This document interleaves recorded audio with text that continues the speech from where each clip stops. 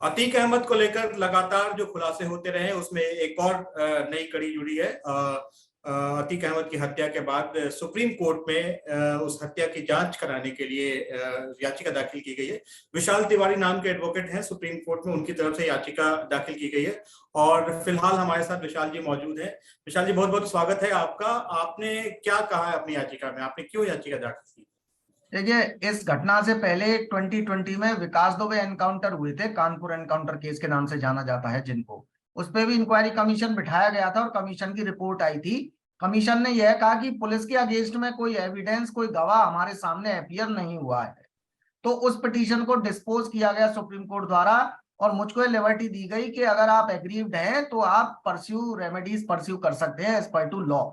उसी लिबर्टी को लेकर पुनः यह याचिका दाखिल की गई है, जिसमें विकास दुबे एनकाउंटर के लिए भी सीबीआई की मांग की गई है कि इन्वेस्टिगेशन हो ताकि जो गवाह रह गए हैं उनकी एविडेंस रिकॉर्ड हो। साथ ही में जो हाल ही में ये घटनाक्रम हुआ है पूरा, और स्टेटमेंट दिया गया हाल ही में प्रेस में स्पेशल डीजीपी द्वारा उत्तर प्रदेश के, कि अभी तक सिंस 2017 183 एनकाउंटर्स हो चुके हैं। तो उन एनकाउंटर्स की एक्सपर्ट कमेटी कॉन्स्टिट्यूट हो और under the chairmanship of former justice of supreme court वह जांच करे उन सभी एनकाउंटर्स की। साथ ही में जो पुलिस कस्टडी में अतीक अशरफ, ये इनका मर्डर हुआ है और जो घटनाक्रम इसके आगे पीछे हुए हैं उनकी भी जांच हो।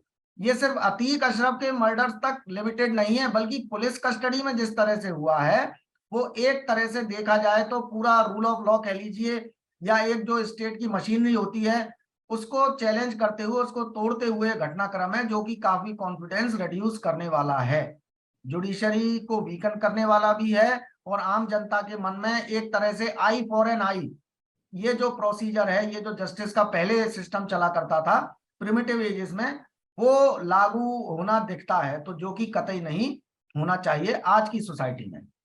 तो विशाल जी, जो जो मैं इसको दो पार्ट में कर लेते हैं। एक तो 183 की जो का जो आंकड़ा है वो, और दूसरा अतीक अहमद का जो मामला। तो पहले हम बात करते हैं अतीक अहमद को लेकर। उसमें आपको क्या लगता है, आपका आपकी तरफ से जो याचिका दाखिल की गई है उसमें अतीक अहमद को लेकर आप क्या कह रहे हैं? देखिए, अतीक अहमद और अशरफ ये दो लोग पुलिस कस्टडी में थे और काफी सुरक्षा में भी थे। पुलिस ने इनको गुजरात से लाया था रिमांड पे, और जिस तरह से जो घटनाक्रम चल रहे थे, उमेश पाल मर्डर केस में आरोप लगे थे और भी कई मुकदमे बताए जाते हैं जो चल रहे थे। तो सवाल यहाँ पे ये उठता है कि मर्डर किया गया एक नॉर्मल कोर्स में, ये मर्डर नहीं है बल्कि पुलिस कस्टडी में है, जुडिशियल कस्टडी जिसको बोला जा सकता है, क्योंकि न्यायालय द्वारा ही इनका रिमांड दिया गया था पुलिस को और न्यायालय द्वारा सौंपा गया था। तो पुलिस कस्टडी का मतलब होता है कोर्ट के ऑर्डर से जिसको पुलिस अपनी कस्टडी में रखे हुए है, और उस कस्टडी में आकर कोई भी हत्या कर देता है, मर्डर कर देता है, वो भी चैलेंज से। और जिस तरह से शूट आउट हुआ कि पुलिस वाले सब एक तरफ हट गए और वो दो रह गए और उनपे गोलियां चलती रही, और जब गोलियां चला के उन्होंने तुरंत हाथ ऊपर खड़े कर दिए तो पुलिस वालों ने उनको पकड़ के दबोच लिया और फिर अरेस्ट दिखा दिया। तो ये सारा एक ड्रामेटिक वर्जन सा दिखाई देता है प्राइमा फेसाई, जिसका आगे पीछे क्या है वो अगर इंडिपेंडेंट इंक्वायरी होगी तभी निकल के आएगा। अतीक पे मुकदमे थे, एसटी शीटर था, गुंडा था, उसने मर्डर किए थे, ठीक है, लेकिन उसका एक प्रोसीजर है पूरा और जुडिशरी उसके लिए बनी है। फिर तो वही मैंने जैसे अभी कहा कि अतीक को मार दिया, फिर मान लो कोई बदला लेगा, वो उनको मारेगा, फिर उनका बदला लेने के लिए फिर और कोई मारेगा, तो अनस्टॉपेबल एक प्रोसेस शुरू हो जाता है। और अगर कोई भी गवर्नमेंट, कोई भी नेता ये सोचता है कि इस तरह की जो सिस्टम लाके कंट्रोल किया जा सकता है, तो वो कतई गलत है, क्योंकि उनकी थिंकिंग जरा भी किसी थ्योरी पर बेस्ड नहीं है और इससे उल्टा डिस्टरबेंस बढ़ता है ना कि घटता है। तो जुडिशरी का कमजोर दिखाया जाना और पुलिस जस्टिस जिसे कहते हैं वो होना, वो कतई स्वीकार किया नहीं जा सकता, ना ही कानूनी रूप से और ना ही किसी आदर्श या मॉडल स्टेट जिसे कहते हैं, वेलफेयर स्टेट कहते हैं, उसके रूप से।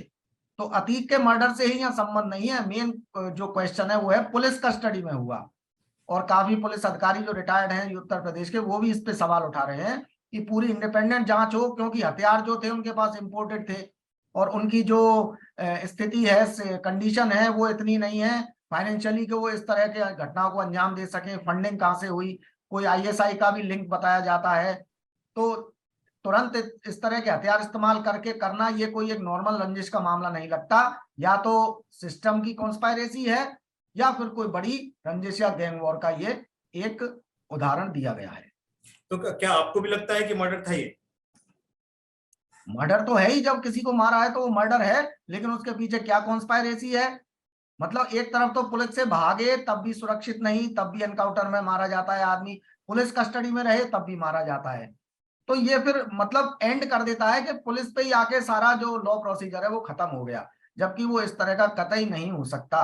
और पब्लिक अगर कोई एक वर्ग है, कोई भी लोग हैं इस तरह का समर्थन करते हैं, मैं समझता हूँ वो गहराई नहीं समझते हैं, वो अपने पैरों पर ही कुल्हाड़ी मार रहे हैं इस तरह की चीजों का समर्थन करके कि पुलिस को मार देना चाहिए। आप कस्टोडियल डेथ उठाकर देख लीजिए पुलिस की कितनी फर्जी पाई गई हैं। मुंबई में बड़े बड़े एनकाउंटर स्पेशलिस्ट थे, और ये जो एक तरह से प्रैक्टिस चली है ये मुंबई से ही आई है। मुंबई में बड़े बड़े शूट आउट होते थे, एनकाउंटर होते थे, आज वो एनकाउंटर स्पेशलिस्ट सब जेल में हैं। ठीक है, क्यों जेल में है? क्योंकि निकल के सामने आया कि असलियत तो कुछ और है, दिखाया कुछ और गया, असलियत कुछ और थी। पुलिस कस्टडी में, अच्छा एक बात बताइए, पुलिस कस्टडी में इतनी ब्रूटल डेथ होती है, मर्डर होते हैं पुलिस द्वारा, जैसा कि कोविड के दौरान वो चेन्नई में जो पिता पुत्र थे उनका मर्डर किया गया, कितने पुलिस वालों का एनकाउंटर होता है? किसी एक का किया पुलिस ने? आज भी ऐसे केसेस हैं जिसमें कि हाई ऑफिशियल पुलिस के एब्सकॉन्डिंग है for last more than 2 decades, 2 दशकों से एब्सकॉन्डिंग चल रहे हैं हीनियस ऑफेंसेस में। राजस्थान का ये एक उदाहरण है। तो उनको पकड़ के अब तक क्या कोई कार्रवाई की गई? कोई एनकाउंटर हुआ? नहीं हुआ। तो ये सब एक ऐसा लगता है जैसे पुलिस एजेंसी को इस्तेमाल किया जाता है, जैसे गुंडों को इस्तेमाल करते हैं ऐसे ही इनको इस्तेमाल किया जाता है, ताकि इन पे कोई क्वेश्चन नहीं उठता, बड़ी आसानी से लिखा जाता है कि हमारे ऊपर हमला किया, हमने रिटेलिएट किया, वो मारा गया।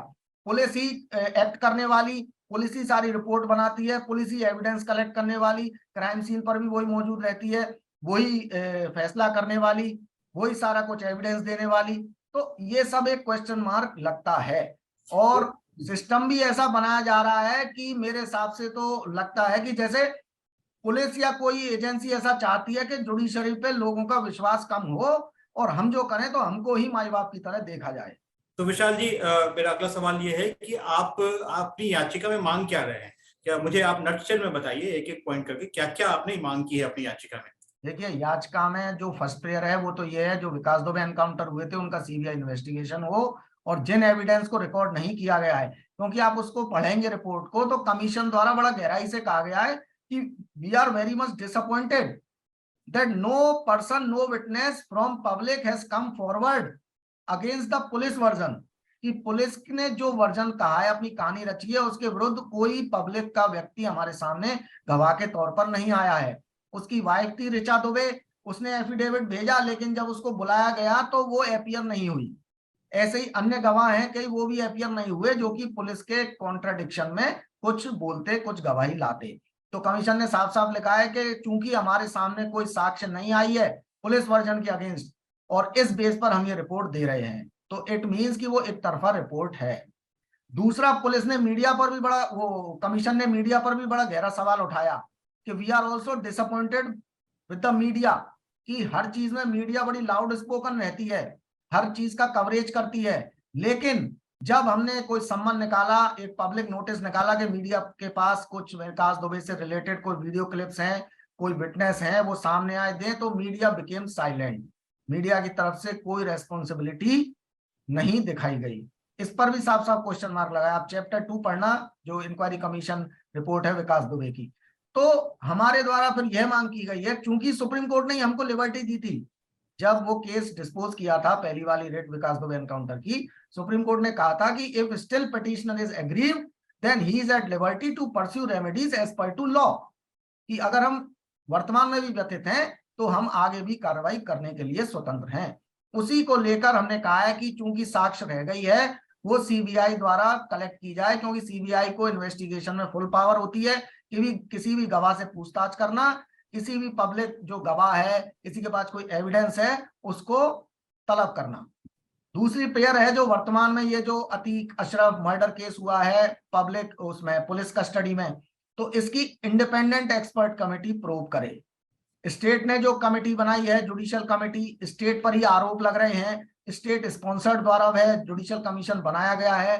तो वर्तमान परिस्थिति में ये नहीं कहा जा सकता कि सिर्फ वहीं तक जांच सीमित रहनी चाहिए, क्योंकि जिस तरह से आरोप लग रहा है, जिस तरह से पूरा सिस्टम शेक हुआ है, उसमें एक independent under the chairmanship of supreme court retired justice expert committee की आवश्यकता है। तो ये हमारी दो मूल रूप से प्रेयर हैं। साथ में जो 183 एनकाउंटर्स का स्टेटमेंट दिया गया स्पेशल डीजीपी द्वारा उत्तर प्रदेश के, कि 2017 से अब तक 183 एनकाउंटर हो चुके हैं, जो कि काफी बड़ा ग्राफ है। तो उनकी भी एक्सपर्ट कमेटी जांच करे कि वह एनकाउंटर्स वाकई में कानून के दायरे में रह के किए गए थे या फिर दिखाने के लिए मुठभेड़ है और बाकी का वो एक तरह से एक्स्ट्रा जुडिशियल किलिंग है। ठीक है, तो ये आपने कहीं असद का भी जिक्र किया है इसमें, जो ये वो 183 एनकाउंटर्स हैं उसमें उसका भी शामिल है। और ये पूरे घटनाक्रम का जिक्र किया गया है कि 13 या 14 तारीख को शायद असद का एनकाउंटर हुआ, वो उसमें मुठभेड़ दिखाया गया, जबकि मीडिया भी उसको सस्पिशियस बता रही है। और उसके फिर एक दिन बाद 2 दिन बाद ये मर्डर पुलिस कस्टडी में हो जाता है। तो पूरा ये चेन सा दिखता है कि जैसे आगे इस तरह से कार्रवाई करते हुए जाना है और ये मर्डर होते रहें, और लॉ एंड ऑर्डर के नाम पर कि लॉ एंड ऑर्डर और इससे मजबूत होगा, लेकिन जहां तक बुद्धिजीवी वर्ग कह लीजिए या जो लॉ रूल ऑफ लॉ में विश्वास करते हैं उनकी थ्योरी से चलें तो ना कोई मजबूत होता है, बल्कि इससे और जो कटुता होती है समाज में दो वर्गों के बीच या दो तरह के जो लोग होते हैं आइडियोलॉजी रखने वाले उनके बीच बढ़ती है। तो ये कानून का उद्देश्य नहीं है। ठीक है विशाल जी, तो जब केस की सुनवाई कोर्ट में होगी हम लोग दोबारा आपसे बात करेंगे और जानेंगे कोर्ट ने क्या कहा। फिलहाल के लिए इतना ही, बहुत बहुत धन्यवाद आपका हमारे साथ जुड़ने के लिए। धन्यवाद।